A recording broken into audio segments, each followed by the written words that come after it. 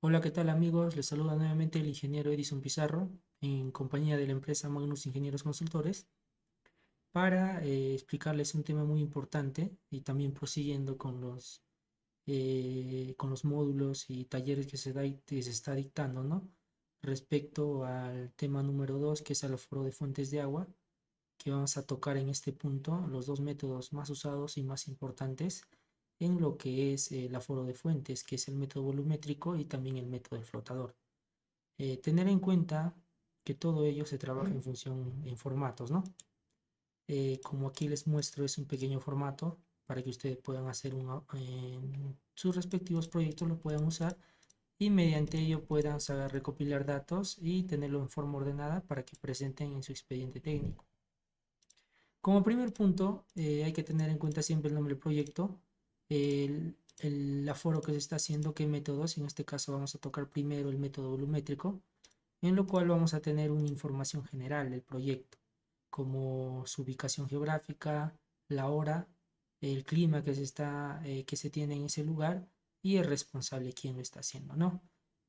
También datos de captaciones tenemos que tener, como su ubicación, la coordenada este, la coordenada norte, la altitud, el tipo que es un manantial, un riachuelo, es un río, es un agua subterránea, qué tipo de agua es, ¿no? Entonces hay que saber clasificarlo. Y el nombre de la captación, porque a la hora nosotros de hacer nuestros ensayos de calidad de agua o hacer nuestro trámite de acreditación hídrica, siempre va en función a un nombre.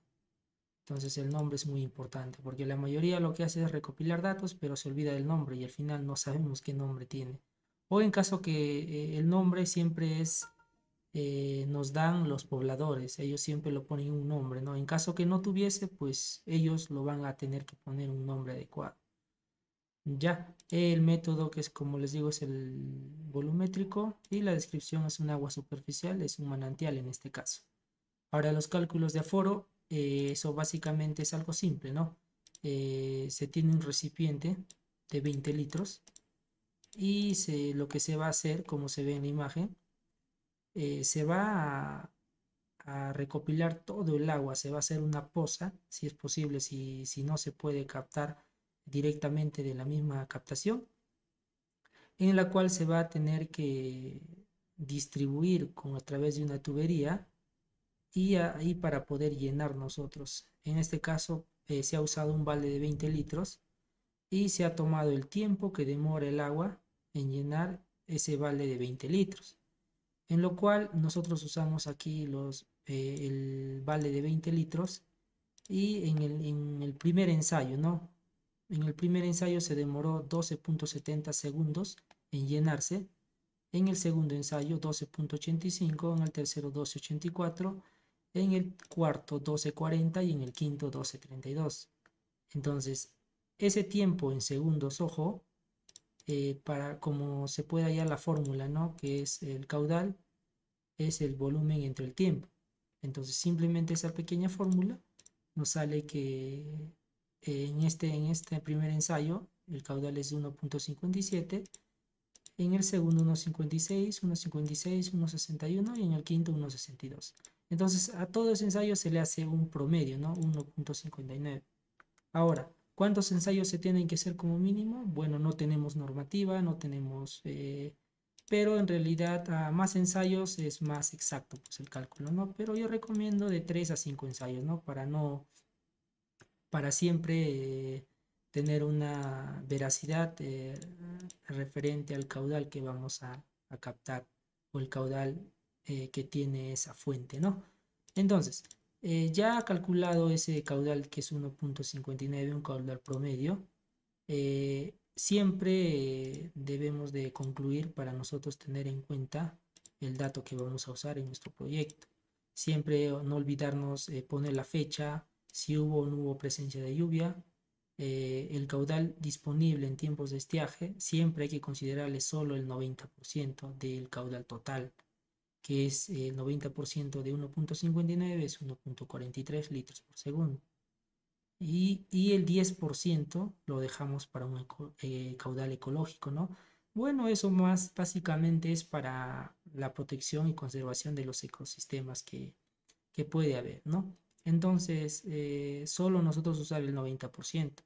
Por eso el caudal disponible de esta fuente es 1.43.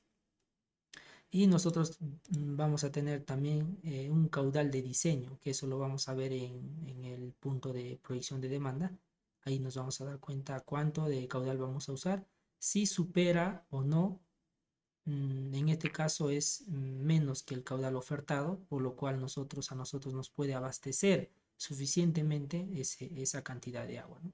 En caso no nos abasteciese, pues lo que vamos a hacer es buscar otra fuente de agua, en la cual nosotros vamos a tener que caminar o buscar otra fuente, ¿no? Para poder, a través de una cámara de reunión de caudales, unirlos y mandarlos pues al reservorio, ¿no? Entonces, es básicamente eso. No se olviden siempre poner la evidencia fotográfica para poder sustentar el trabajo de campo que se ha hecho. Entonces, es algo simple el cálculo que se hace. Esta plantilla lo voy a dejar en la descripción para que ustedes lo puedan descargar y también lo puedan hacer uso en su proyecto. Ahora continuamos con el método del flotador. Es también igual un formato sencillo, donde se tiene también la información general. Y acá no se olviden siempre de detallar exactamente la fecha también, ¿no? La fecha y la hora que se está haciendo el ensayo, ¿no? Como segundo punto, la descripción de la fuente, igual, del mismo modo, el nombre tiene que tener exactamente las coordenadas geográficas y la altitud. Ahora vamos a hacer exactamente el procedimiento, cómo se hace un ensayo de medición de caudal por el método flotador, ¿no? Como se ve en la imagen, es de un proyecto que hemos hecho, pues les voy a mostrar gráficamente para que me puedan entender mucho mejor. Siempre hay que tener una longitud, un tramo, pero siempre hay que tratar de enfatizar en un tramo donde el agua no sea tan turbulenta. En este caso es un riachuelo y se ha tomado un tramo donde el agua no es muy turbulento y es un poco léntico, ¿no? Entonces, hay que tomar una longitud, un tramo de qué punto a qué punto se va a hacer el ensayo. En este caso es una longitud, la línea roja de 1,60 m y en los dos extremos va a haber una longitud también de qué punto a qué punto está llegando el agua. El nivel del agua hay que medirlo, ¿no? En forma horizontal. Entonces ahí hay una longitud que es 1 de 1.06 metros y el área 2 que es de 0.83 metros. Entonces, teniendo esos datos, nosotros tenemos que hacer mediciones de tiempos. En este caso, para nosotros hacer el método flotador, vamos a tener o vamos a requerir, en este caso, una pelotita de plástico, ¿no? Que su peso prácticamente es despreciable, la cual va a hacer un recorrido del punto A al punto B, ¿no? Entonces, vamos a soltar en este punto y vamos a tomar las mediciones. ¿Qué tiempo tarda en llegar al otro punto? En este caso vamos a hacer cinco pruebas para tener un poco más de exactitud. En el primer punto, esos 1.60 metros demora 7.93 segundos en llegar desde este punto al otro punto. Entonces, en el tiempo 2 es 7.12, en el tiempo 3 6.97 y en el tiempo 4 7.11, en el tiempo punto 5 es 6.97. Entonces, de todo ello se saca un tiempo promedio. Como les digo, pueden hacer un ensayo de 3 a 5 ensayos, ¿no? Para que sea más exacto el ensayo. Entonces, igual, a través de ello nosotros podemos hallar la velocidad, el cual es la distancia recorrida entre el tiempo. En este caso, hallamos una velocidad 1, la 2, la 3, la 4 y la 5. Y también hallamos una velocidad promedio, ¿no? Entonces, que es 0.22 en este caso y el tiempo promedio es 7.22. Como se ve en la figura, perdón, siempre también se tiene que tener en cuenta la sección en la cual se está trabajando. En este caso, hay que sacarle una sección del tramo más largo para nosotros hacer esa verificación. ¿Ya? Entonces, Y ahí también nosotros vamos a tener una sección, como les digo, del tramo más largo, en la cual vamos a detallar nosotros o vamos a segmentar cada 10 centímetros y vamos a nosotros a medir con una regla metálica la altura, la profundidad del agua. En este caso, a los 10 primeros centímetros es una altura de 0.05, como se en el gráfico, y a los 20 centímetros hay 0.09 metros, o sea, 9 centímetros, y a los 30 centímetros hay 12 centímetros, a los 40 17 centímetros, a los 50 20 centímetros y así sucesivamente tenemos que tener las mediciones. Y esto lo vamos a llevar vamos a dibujarlo, ¿no? En el CAD y vamos a tener un área, bueno, llamarlo área promedio, ¿no? Porque exacto no va a ser nunca. Entonces es una sección de área de 0.157 metros cuadrados, en la cual nosotros vamos a tener este reporte, ¿no? La altura 1 cuánto es, la altura 2 cuánto. Todos estos reportes se tienen que tener para nosotros guardarlo como información de sustento, ¿no? Entonces ya tenemos un área, ya tenemos una velocidad, tenemos un tiempo promedio, tenemos una longitud. Entonces, ahora lo que vamos a hacer es aplicar fórmulas para hallar los resultados, ¿no? Ustedes bien saben que el caudal es igual el área por la velocidad. Ahora la velocidad es la longitud entre el tiempo y la velocidad media es igual al factor de corrección por la velocidad promedio.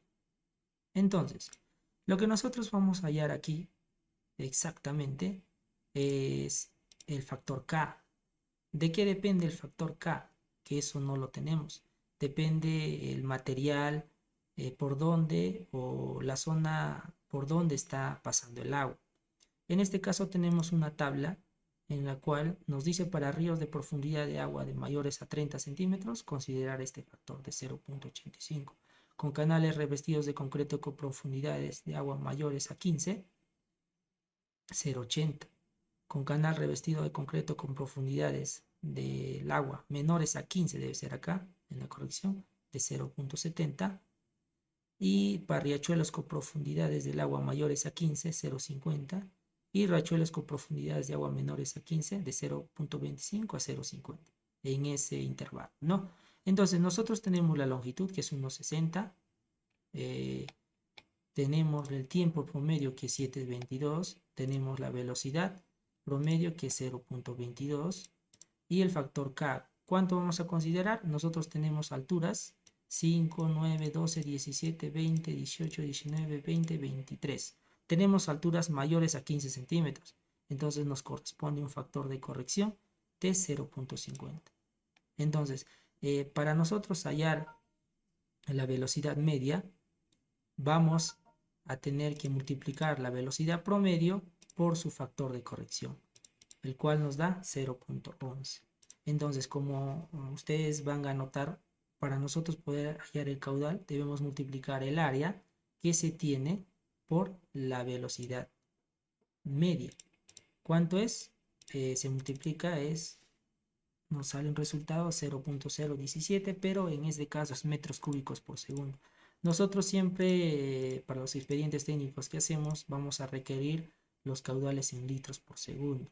Entonces simplemente una conversión, lo multiplicamos por 1000 y nos sale que el caudal disponible de la fuente es 17.40 litros por segundo.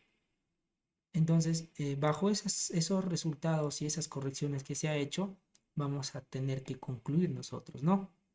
Entonces, siempre no se olviden tener en cuenta la fecha, si hubo o no presencia de lluvia, y también la oferta disponible. En total es 17.40, pero lo que nosotros vamos a usar, como les digo, es el 90% nada más, y el 10% vamos a dejarle como caudal ecológico. El 90% de 17.40 es 15.66. Entonces ese caudal es lo que nosotros vamos a usar o vamos a disponer de esa oferta que nos da esa fuente, ¿no? Entonces el caudal disponible es 15.66. El caudal a captar del proyecto, vamos a sacarlo de la proyección de demanda, como les decía en el anterior ensayo también, y siempre recopilar información, evidencias fotográficas para poder sustentar ante nuestros evaluadores. Todos estos formatos son formatos ya presentados, aprobados para el Ministerio de Vivienda, en la cual nosotros hemos sustentado, ¿no? Y también este formato se los va a dejar, se los voy a dejar en la descripción para que ustedes lo puedan eh, también usar en sus expedientes técnicos. Espero que les haya servido este material y próximamente vamos a seguir con los cursos que se están dictando para que ustedes puedan hacer y elaborar expedientes técnicos de una forma correcta y de calidad. Eso es todo concerniente al tema. Les agradezco por su atención. Muchas gracias.